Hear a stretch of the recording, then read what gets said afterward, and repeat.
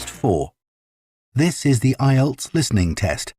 You will hear a number of different recordings and you will have to answer questions on what you hear. There will be time for you to read the instructions and questions and you will have a chance to check your work.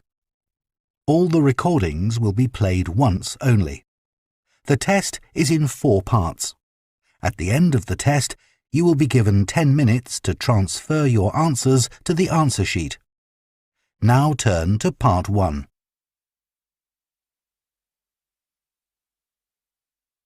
Part 1. You will hear a man phoning to inquire about a cleaning service for his apartment.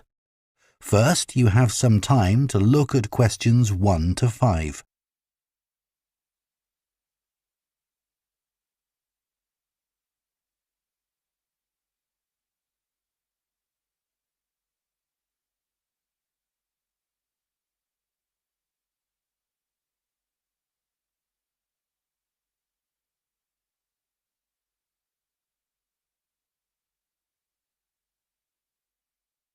Now listen carefully and answer questions 1 to 5.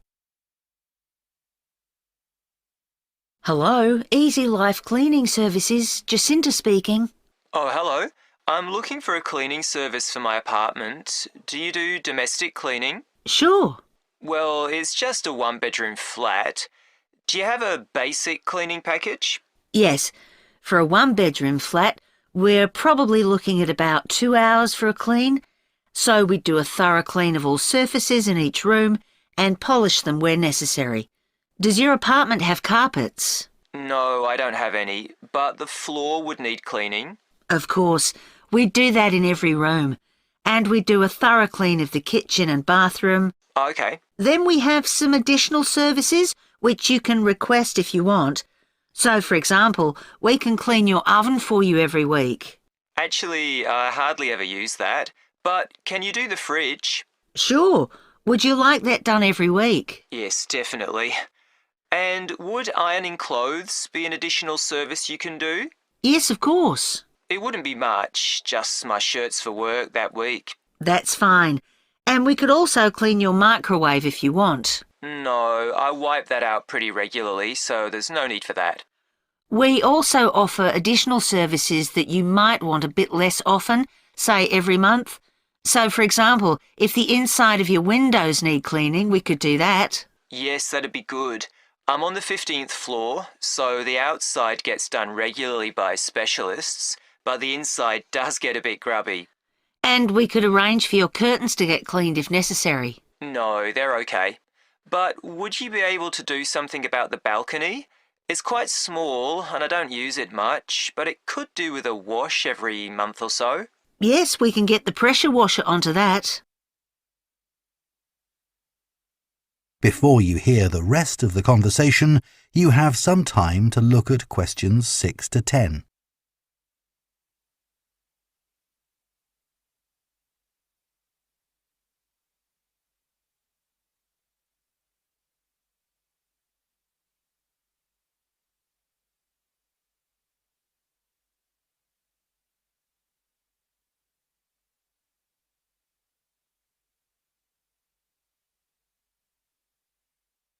Now listen and answer questions 6 to 10. Now, if you're interested, we do offer some other possibilities to do with general maintenance. For example, if you have a problem with water and you need a plumber in a hurry, we can put you in touch with a reliable one who can come out straight away. And the same thing if you need an electrician. Right, that's good to know. I've only just moved here, so I don't have any of those sorts of contacts. And I don't know if this is of interest to you, but we also offer a special vacuum cleaning system which can improve the indoor air quality of your home by capturing up to 99% of all the dust in the air. So if you're troubled by allergies, this can make a big difference. Right, in fact, I don't have that sort of problem, but I'll bear it in mind. Now, can you tell me a bit about your cleaning staff? Of course. So all our cleaners are very carefully selected. When they apply to us, they have to undergo a security check with the police to make sure they don't have any sort of criminal background. And of course, they have to provide references as well. Then if we think they might be suitable for the job, we give them training for it. That lasts for 2 weeks, so it's very thorough, and at the end of it they have a test. If they pass that, we take them on, but we monitor them very carefully. We ask all our clients to complete a review of their performance after every visit and to email it to us, so we can pick up any problems straight away and deal with them. Okay, well, that all sounds good. And will I always have the same cleaner? Yes, we do our best to organise it that way, and we usually manage it. Good, that's fine. Right, so I'd like to go ahead and... That is the end of Part 1. You now have half a minute to check your answers to Part 1.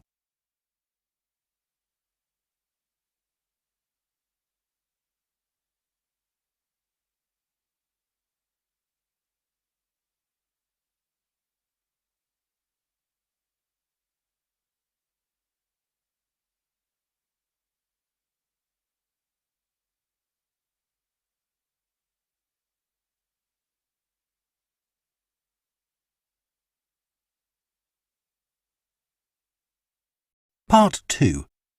You will hear a training manager giving a talk to a group of senior staff from a hotel chain about the problem of high staff turnover.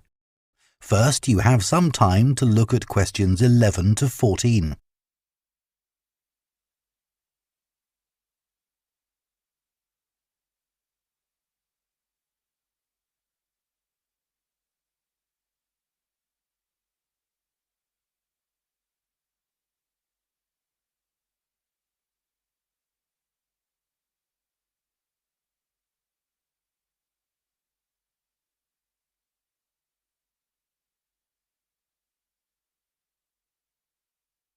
Now listen carefully and answer questions 11 to 14. As many of you here today have worked in the hotel industry for some time, I'm sure you have experienced the problem of high staff turnover in your hotels.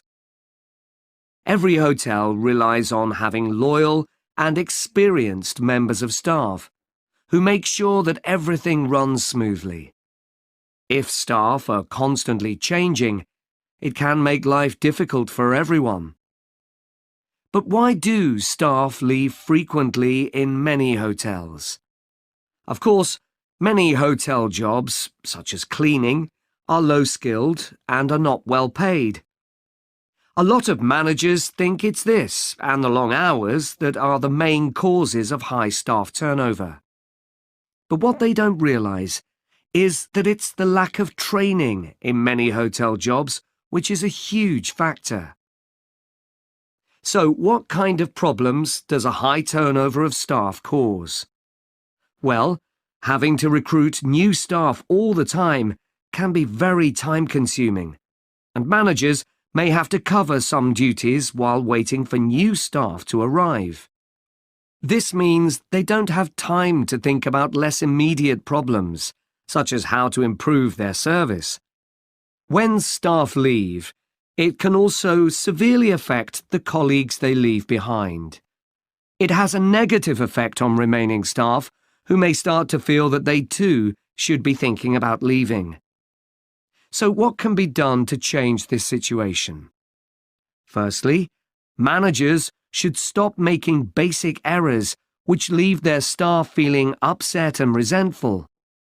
When organising shifts, for example, make sure you never give certain staff preferential treatment. All staff should be given some choice about when they work, and everyone should have to work some evening and weekend shifts. If you treat staff fairly, they'll be more likely to step in and help when extra staff are needed. Keeping staff happy has other tangible benefits for the business. Take the Dunwich Hotel as an example. It had been experiencing a problem with staff complaints and, in order to deal with this, invested in staff training and improved staff conditions. Not only did the level of complaints fall, but they also noticed a significant increase in the amount each customer spent during their stay. They have now introduced a customer loyalty scheme, which is going really well. Before you hear the rest of the talk, you have some time to look at questions 15 to 20.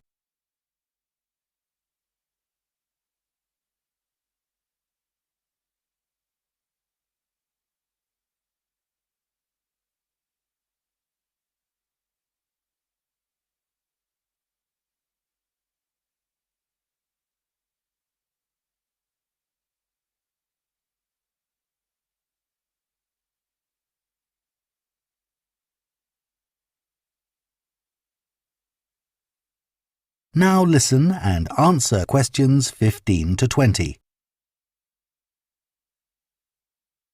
Now I'd like to look at some ways you can reduce staff turnover in your hotels. And I'll do this by giving some examples of hotels where I've done some training recently. The Sun Club received feedback which showed that staff thought managers didn't value their opinions. They weren't made to feel they were partners who were contributing to the success of the business as a whole. This situation has changed. Junior staff at all levels are regularly invited to meetings where their ideas are welcomed. A year ago, the Portland recognised the need to invest in staff retention. Their first step was to introduce a scheme for recognising talent amongst their employees. The hope is that organising training for individuals with management potential will encourage them to stay with the business. At Bluewater, managers decided to recognise 50 high achievers from across the company's huge hotel chain. As a reward, they're sent on an all-expenses-paid trip abroad every year. Fun is an important element in the trips, but there's also the opportunity to learn something useful. This year's trip included a visit to a brewery, where staff learned about the new beer that would be served in the hotel. Pentlow Hotels identified that retention of junior reception staff was an issue. In order to encourage them to see that working in a hotel could be worthwhile and rewarding with good prospects, they introduced a management program. These staff were given additional responsibilities and the chance to work in various roles in the hotel. Green Planet wanted to be seen as a caring employer. To make life easier for staff, many of whom had childcare responsibilities, the hotel began issuing vouchers to help cover the cost of childcare. Louise Marsh at the Amesbury has one of the best staff retention rates in the business. Since she joined the company, she's made a huge effort to achieve this by creating a cooperative and supportive environment. For her, the staff are part of a large family where everyone is valued. Okay, now I'd like to move... That is the end of Part 2. You now have half a minute to check your answers to Part 2.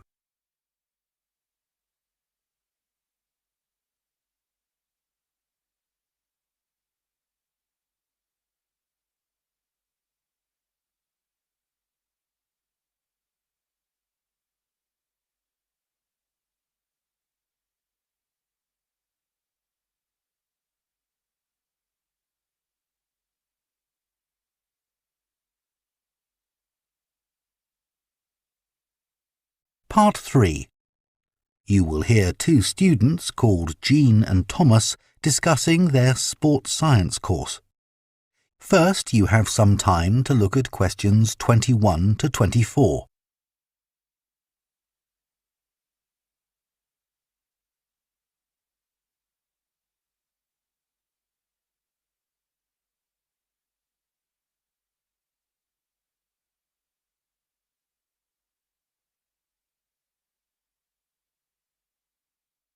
Now listen carefully and answer questions 21 to 24.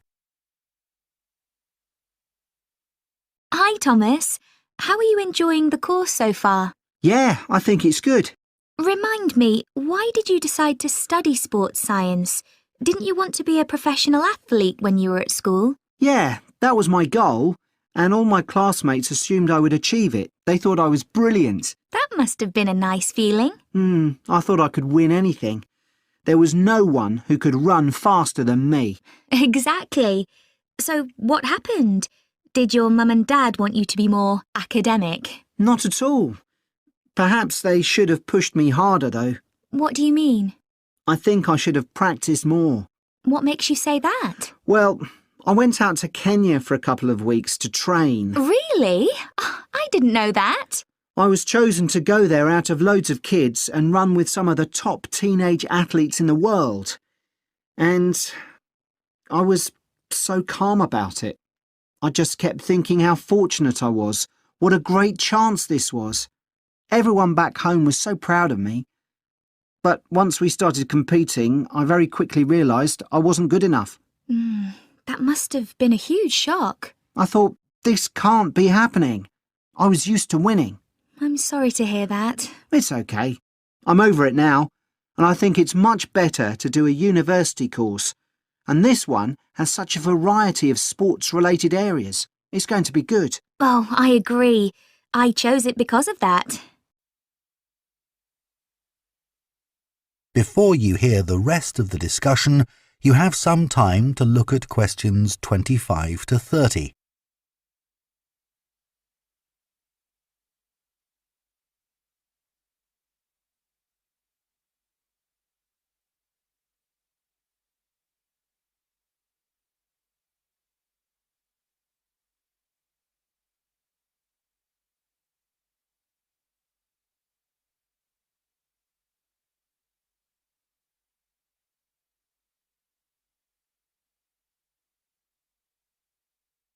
Now listen and answer questions 25 to 30.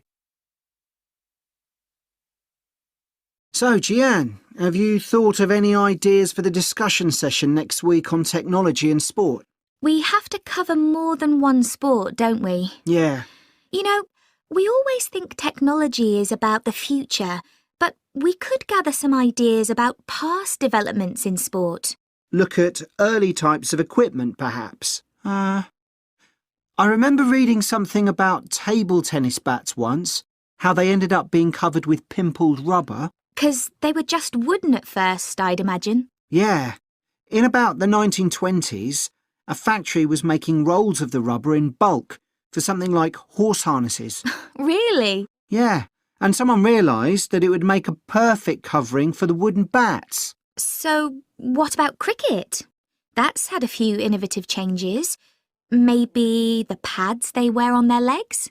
I don't think they've changed much, but I'm just looking on the internet. And it says that when the first cricket helmet came in 1978, the Australian batsman who first wore it was booed and jeered by people watching because it was so ugly. Wow! Players have to protect themselves from getting hurt. I mean, everyone wears one now. Unlike the cycle helmet. Well, unless you're a professional. But you're right, many ordinary bikers don't wear a helmet. Hey, look at these pictures of original helmet designs. This one looks like an upside-down bowl. Yet the woman's laughing. She's so proud to be wearing it. It says serious cyclists ended up with wet hair from all the hard exercise. I guess that's why they have large air vents in them now, so that the skin can breathe more easily. OK, so we've done helmets. What about golf balls? Or better still, golf clubs. They've changed a lot. Yeah. I remember my great-grandfather telling me that because a club was made entirely of wood, it would easily break and players had to get another. There's no wood at all in them now, is there? No, they're much more powerful. The same must be true of hockey sticks. I don't think so, because players still use wooden sticks today. What it does say here, though, is that when the game started, you had to produce a stick yourself. I guess they just weren't being manufactured. So, One more, perhaps? What about football? Well, I know the first balls were made of animal skin. Yeah, they covered them with pieces of leather that were stitched together. But the balls let in water when it rained. Oh, that would have made them much heavier. That's right. You can imagine the damage to players' necks when the ball was headed. Oh, how painful that must have been. Yeah. Well, I think we can put together some useful ideas and... That is the end of Part 3. You now have half a minute to check your answers to Part 3.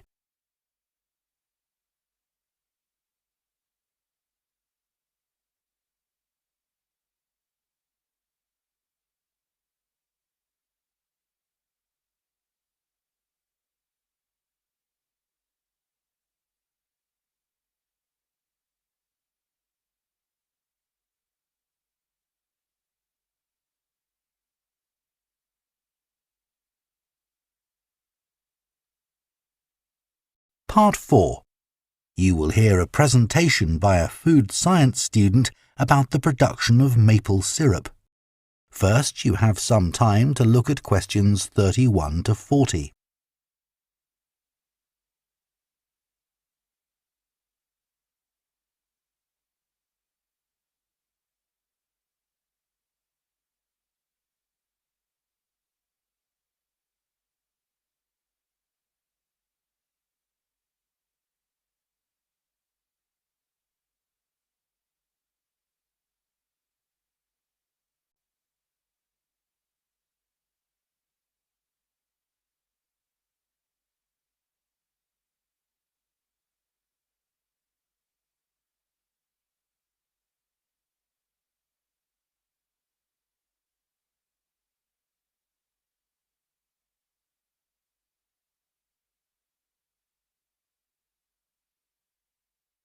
Now listen carefully and answer questions 31 to 40.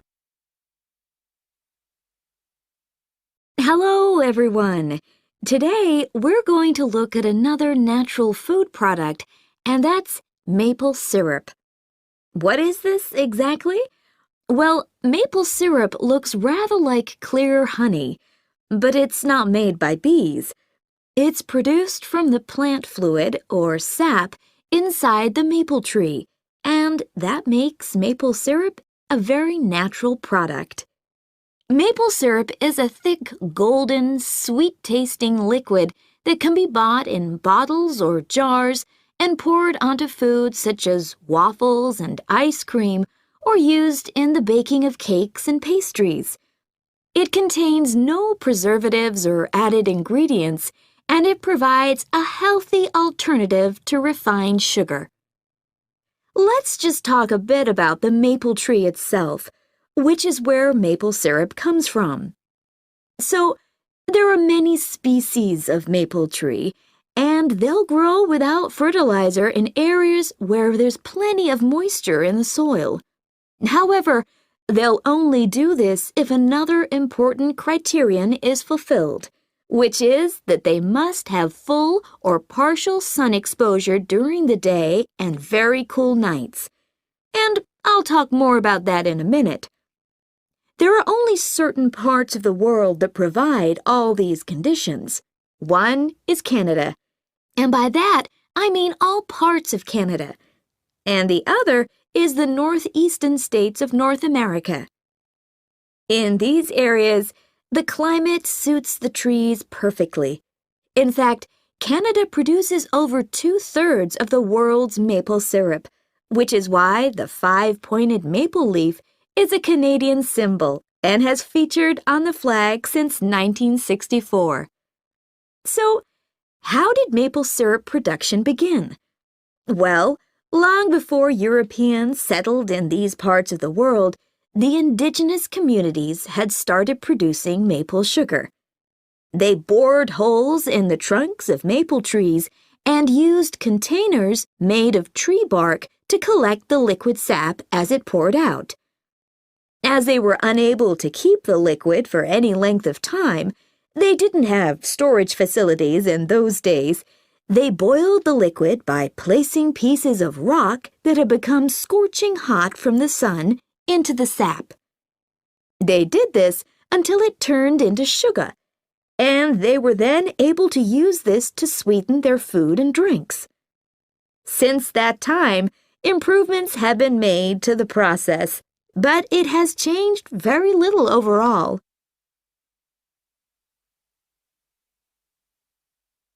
So, let's look at the production of maple syrup today.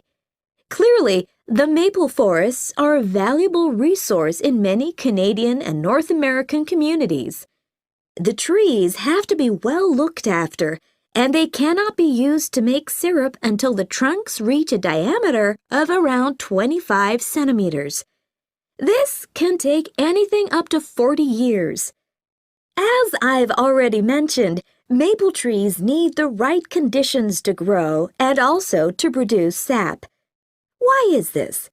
Well, what happens is that during a cold night, the tree absorbs water from the soil, and that rises through the tree's vascular system. But then, in the warmer daytime, the change in temperature causes the water to be pushed back down to the bottom of the tree. This continual movement, up and down, leads to the formation of the sap needed for maple syrup production. When the tree is ready, it can be tapped, and this involves drilling a small hole into the trunk and inserting a tube into it that ends in a bucket. The trees can often take several taps, though the workers take care not to cause any damage to the healthy growth of the tree itself. The sap that comes out of the trees consists of 98% water and 2% sugar and other nutrients. It has to be boiled so that much of that water evaporates, and this process has to take place immediately using what are called evaporators. These are basically extremely large pans. The sap is poured into these. A fire is built, and the pans are then heated until the sap boils. As it does this, the water evaporates and the syrup begins to form. The evaporation process creates large quantities of steam, and the sap becomes thicker and denser, and at just the right moment, when the sap is thick enough to be called maple syrup, the worker removes it from the heat.